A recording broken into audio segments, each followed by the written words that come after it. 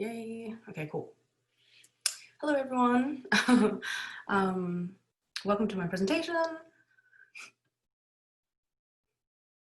So I want to deep dive into the work-life balance and to see if there's a way to help people to better manage their time, like in areas of their life that they value most.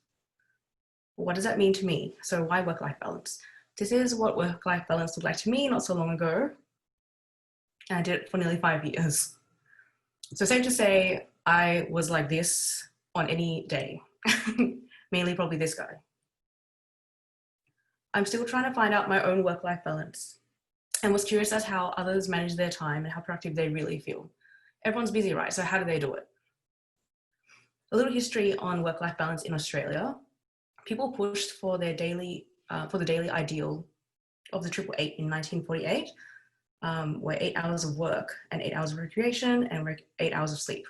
Coincidentally, represents Jesus somehow, and also very lucky Chinese numbers. Times have changed though. I compared the daily ideal to what I was doing and to what it's like now. The average is spending more time at work and having less sleep. It's less than the ideal with average, it may look like we have more time, but actually when you factor in commuting time, it's less than the ideal with the average commute being 30 minutes. And for me, it was like nearly 2 hours. From Alina Vraby, author and work-life coach, she found that employees who feel like they have a better work-life balance tend to work 21% harder than those who don't. Interestingly, half of my, I'm a bit over the place, I'm a bit nervous.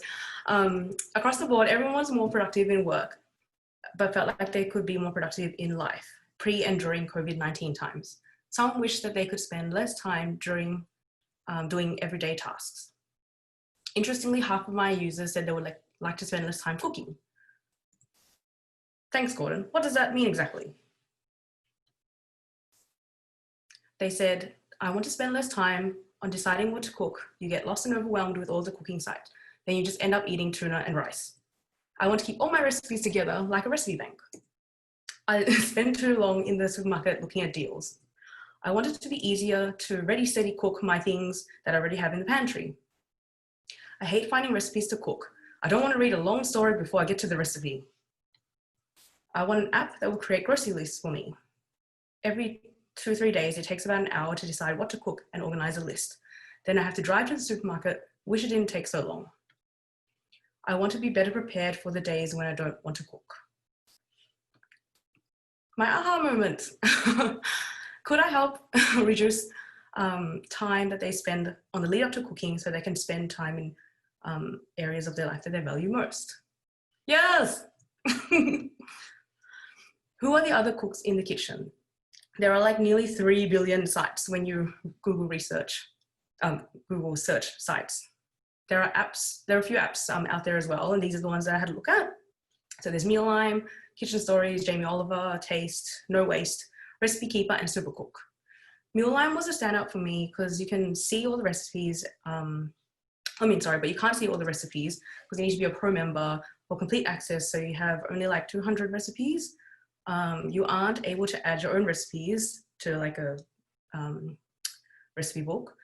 You can't have the options to order your groceries from online, and you can't. And the kind of like the design was a bit like not as enticing as, let's say, Jamie Oliver's app.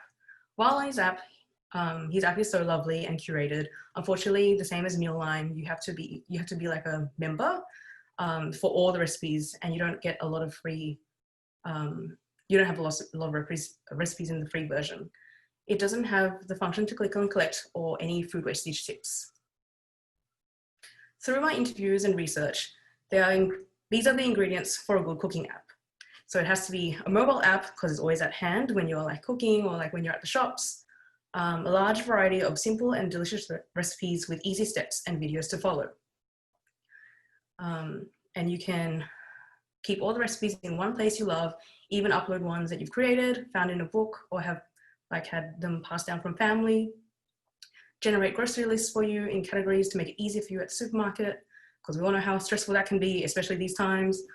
Hopefully helpful food wastage and substitution tips, build weekly meal plans, be able to search for recipes by inputting ingredients that you already have in the pantry, personalization to what type of diet you're on or food allergies you might have, and choosing an avatar that represents you, and integrating with hopefully Woolies, Coles, and Aldi, IGA to click and collect, and review tips from others.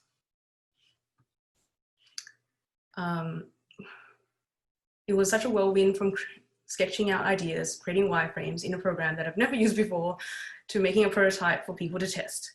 User testing was daunting and exciting at the same time. My little baby was going out into the world for the first time. It was interesting to see my app being used and like the little things that you pick up along the way. It was super helpful in the next stage in refining the wireframes and prototype, and funny to see that there is no one way to use the app. So I'd like you to meet ModernChef. Cook your own way. And these are a few states of how it could come to life. So that would be like when you're loading, and then like when you first open the app and you can set up your own profile. And then this is the home page with the recipe of the day. Thank you for your time.